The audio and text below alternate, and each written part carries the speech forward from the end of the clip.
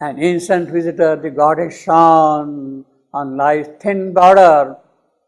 A while the vision stood and bent over us, pondering for it come. It is the answer of the divine to the condition into which had fallen the creation and the first contact of the gods with matter. First contact of the gods with matter.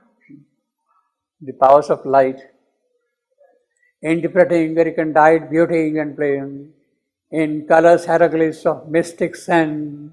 It wrote the lines of a significant myth.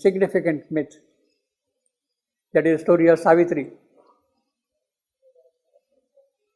Significant myth. It wrote, and for writing the story of Savitri, the whole sky is a big piece. Perhaps that sky is also not big enough to write her full story, you see. It wrote the lines of a significant myth, telling of a great names of spiritual dawn, after dawn, a brilliant gold penned with sky for peace. It gives the idea that the story of the world, of the creation, was told while it was going on, and it was inscribed to be kept forever. Well, the story is already written up there on the page of the sky. It has to be enacted here in the creation. The whole panorama is there, fully already described. The entire sequence is already described. It means that whatever happens is noted and kept in the memory of the earth. In the memory of the earth. It is the psychic being of the earth which preserves that memory. He says, it wrote the lines of a significant myth. That is the story of Savitri. The significant myth, the story of Savitri,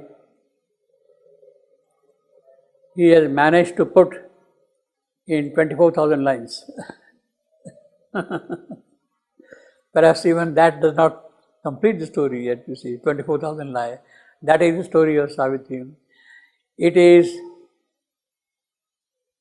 at the time of first contact with the formation of the emanation from the divine with the atmosphere of the earth that the story of Savitri was described. First time from the contact of atmosphere and the story of Savitri described. Now this is important. She says, first contact with the emanation from the divine with the atmosphere of the earth. The story of Savitri begins with the arrival of man. Before that. First time the contact with the emanation from the divine. Almost that day, the epiphany was disclosed, of which our thoughts and hopes are signal flares. Well, that is the World War image, Second World War, you see. A lonely splendor from the invisible goal, almost was flung on the opaque inane. Again, it's talk of opaque inane. We see this thing again in more detail as we go to the text one by one. Once more, a trade perturbed the vacant wall, infinity's center, a face of rapturous calm, parted eternal lids, that open heaven, a form from far beatitude seemed to near. So the arrival of the goddess, she is coming and approaching our sky, a form from far beatitude seemed to near. Ambassadress, she is the ambassadress now, twixt eternity and change, the omniscient goddess leaned across the breadths that wrapped the fated journey into the storm and saw the spaces ready for her feet.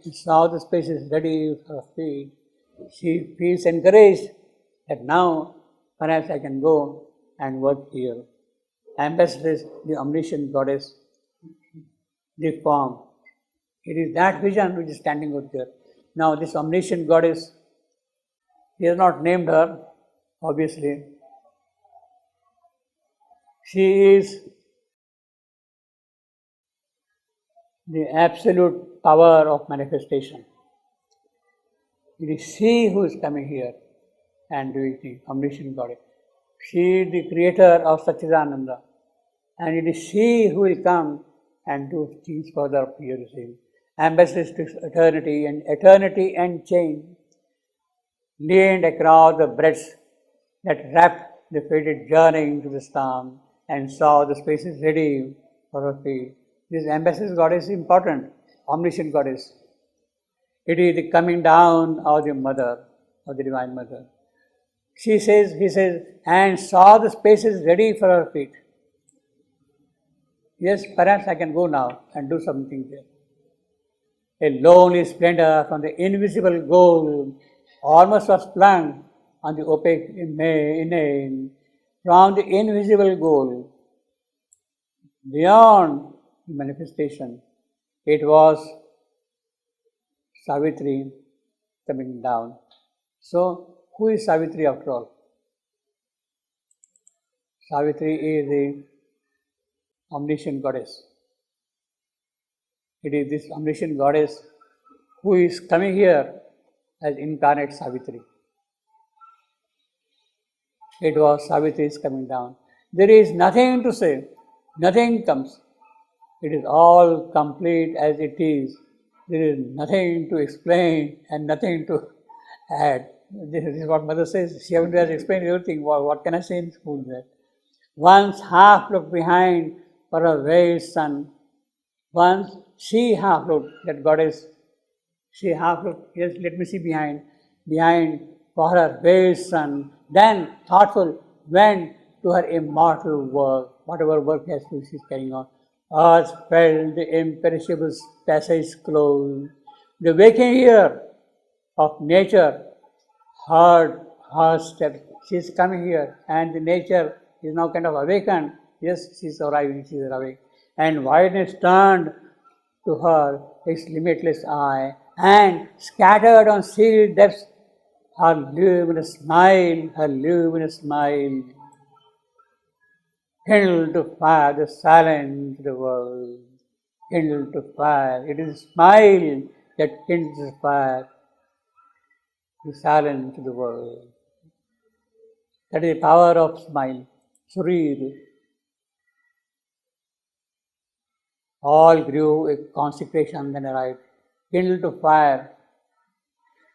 Divya Agni, bright fire is now kindled here, as if a kind of a yajna is going on, sacrifice is being performed here, and from that flame rises a consecration and a rite. It is become a kind of a Vedic ritual now of kindling the fire and pouring ahutis into the fire. Kindle the fire, the silence of the world. Here was a vibrant link between earth and heaven. Earth, Prithvi, heaven, Java, celestial God. Between these two, it is Vayu who is linking up the thing. Here was a vibrant link between earth and heaven. The wide-winged hymn of a great priestly wind arose and failed upon the altar hill. So on those hills, they are now burning like solid.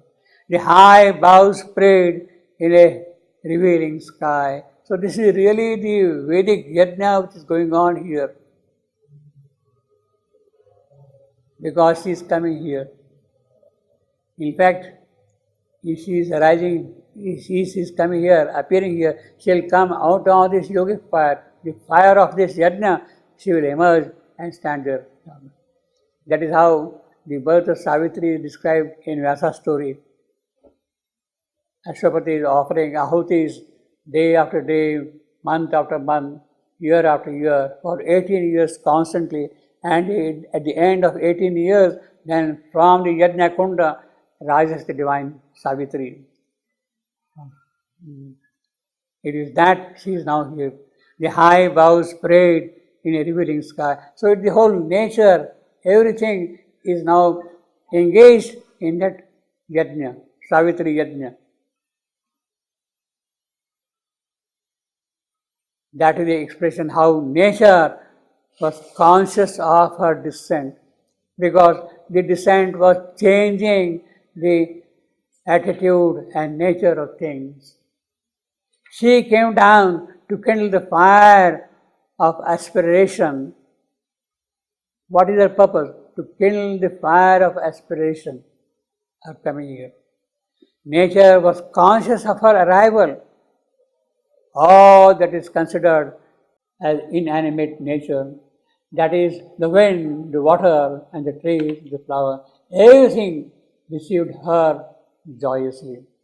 It is only man who did not know, stupid fellow. You see, he does not know that thing. It is only man who did not know. Here, where our half-lit, that is man, half-lit, ignorance curled a gull on the dumb bosom to the ambiguous earth. Here, where one knows not even the step in front, and truth has her throne in the shadowy back of doubt. Back of doubt, that is what we say. Is this true? Is it possible? That is what we keep on constantly asking ourselves. And truth has thrown on the shadowy back of doubt, on this anguish and precarious field of toil, outspread beneath some large indifferent game, impartial witness to her joy and bale. Our breasted soil bore the awakening ray. So it is the soil, the earth, which is really receiving the light of the Divine Mother. Here too, the vision and prophetic gleam lit into miracles, common, meaningless shame. Then the divine afflatus, spent, withdrew, unwanted, fading from the mortal's rays. She comes with the expectation that she will be received. She feels that everything is ready for her to come down. She comes down. All these things happen. Nature receives her, but this man is still not able to receive her. Therefore, unwanted, fading from the mortal's range, she kind of goes back. Here too, the vision and prophetic gleam lit into miracles, common, meaningless shame. Then the divine afflatus, spent, withdrew. She wanted to come here, stay here, but find that things are not really proper enough, that she is not being received at all here. So she withdrew, unwanted, fading from the mortal's range. This is a big thing. Unwanted. We don't want her. We are not ready. Such is our half-lit ignorance. As you said, half-lit ignorance, no? Now, of course, one can ask many questions, but we'll see in more detail. If she saw that things can happen and she feels that let me go and do certain things, then what does she withdraw at all? What does she withdraw at all, you see? Unwanted. Does she not know that things are not yet proper enough for her to be here? She makes an attempt, she tries to come here. Well, this spent, withdrew is important. She is an omniscient goddess. Then how does she venture to come here and then go back without knowing all these things? If she has that all omniscience in her, you see, she has done kind of a miscalculation somewhere and felt that she might be acceptable here, that things might be ready here, but they are not, and therefore now she withdraws. So she seems to be a very typical kind of a lady, changing her mind quickly, you see. You see. And she withdraws. Why does she withdraw? Let me quickly say here, we'll go in more detail later on, but let me quickly say here.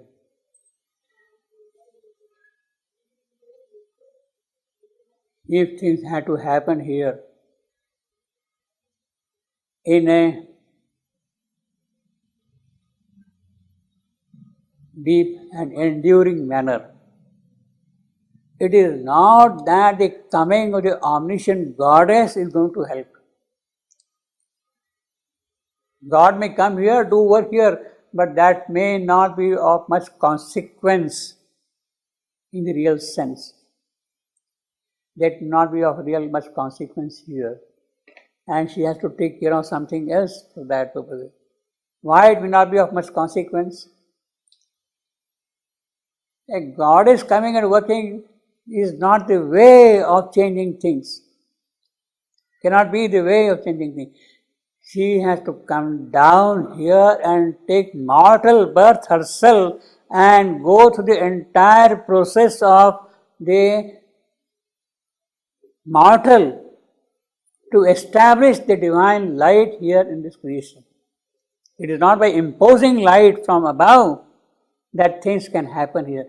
Things have to be worked out from below, from within, that they are ready to receive the divine light, divine power, divine light, all those things you see. So, she has to go back. It is necessary as a goddess, she has to go back. We don't want goddess. She may do wonderful things. All these wonderful things might happen also, but there are not much consequence. Unless she undergoes through the cycle of a mortal birth, she cannot be really effective. She has to condescend to pass the portal of the birth, that is a death. Portal of the birth, that is a death. She must, then only her work becomes enduring, becomes something which can bring about a total transformative change. It is not by simply saying, okay, let me change this. It's not that sort of a thing. So she has to go back. She knows it. She sees something has happened. Some kind of a preparation is made here. Now she is poising herself to come in the form of Savitri by taking a mortal birth. So then the divine apparatus withdrew. So there is a greater wisdom in withdrawing here, because she would like to come back now by taking the mortal birth as Savitri. You see. Then the divine apparatus withdrew, unwanted, fading from the mortal's range. See, by simply sitting up there or even being a god here and doing things, okay, death, you go away, it's not going to be working like that. You see, it is an occult fact that it is there and it has been knocked off from below. So we have to take the mortal birth, and therefore she must come back now by taking the mortal birth. She will come as Savitri.